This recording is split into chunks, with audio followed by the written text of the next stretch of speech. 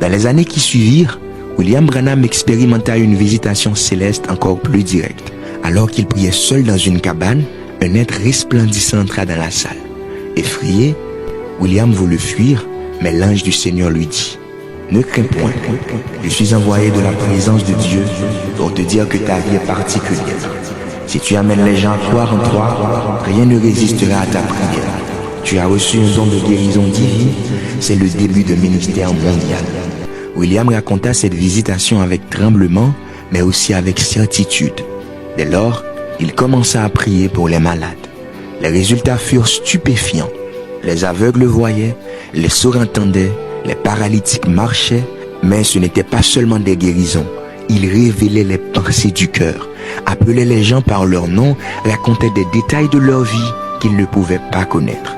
Partout où il allait, les foules accouraient. On dut installer des tentes, puis des stades. Des milliers de personnes venaient de partout, espérant un miracle. Il ne prêchait pas seulement un Dieu vivant, il le démontrait. Et pourtant, William Branham restait humble, tremblant presque à chaque service. Il disait: « Je ne suis qu'un homme, mais Jésus-Christ est le même hier, aujourd'hui et éternellement. » Des témoignages affluaient de partout, des cancers guéris, des démons chassés, des vies transformées. Il ne cherchait ni la gloire, ni l'argent. Il priait, jeûnait et demandait constamment la direction de Dieu. Un vent nouveau soufflait sur l'église. Le réveil venait de commencer et l'homme de Dieu marchait dans le feu. Au cœur du ministère surnaturel de William Branham, il y avait une présence invisible mais constante. Elle ne venait pas de son imagination ni de son talent personnel. Il l'appelait simplement l'ange du Seigneur. Pour lui, c'était une réalité aussi concrète que l'air qu'il respirait. Depuis la première apparition dans cette pièce modeste en 1946, cet ange, qu'il identifiait comme étant envoyé de la part du Christ, ne l'avait plus quitté. Il ne se contentait pas de le visiter, il l'accompagnait dans chaque réunion.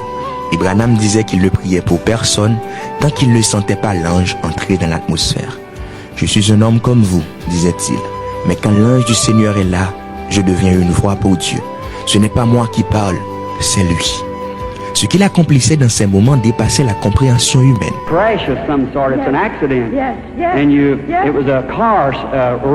Il révélait les secrets du cœur, appelait des personnes dans l'auditoire, parfois en plusieurs langues, identifiait des maladies précises, des dates, des circonstances. Il disait simplement: « Madame, vous ne me connaissez pas, mais Dieu vous connaît.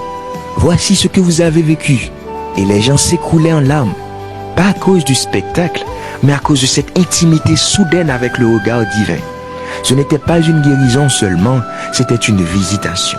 Ces campagnes prenaient une ampleur gigantesque. Des foules de 10 000, 20 000, parfois plus, se réunissaient à ces réunions. Les infirmes arrivaient sur des brancards et repartaient debout. Les témoignages de médecins venaient confirmer les miracles. Des pasteurs, des journalistes et même des scientifiques assistaient, souvent sceptiques, et repartaient bouleversés. Mais Branham ne se présentait jamais comme un homme au-dessus des autres. Il restait modeste, vêtu simplement, évitant la publicité. Il ne voulait pas fonder une dénomination ni se construire une plateforme. Pour lui, tout ce qu'il vivait avait une seule mission: ramener l'Église à la foi originelle, celle du livre des Actes. Il disait souvent: « Ce n'est pas un homme qui guérit, c'est Jésus-Christ vivant dans son Église. » Ce lien avec l'ange était si profond que Branham refusait parfois de prier s'il ne sentait pas sa présence. Il considérait que sans l'onction divine, il n'était qu'un témoin inutile. Cette dépendance totale à la direction du Saint-Esprit était rare, voire déroutante. Mais c'est aussi ce qui rendait son ministère si redoutablement authentique. Des milliers d'églises pentecôtistes et indépendantes se virent renouvelées grâce à son ministère.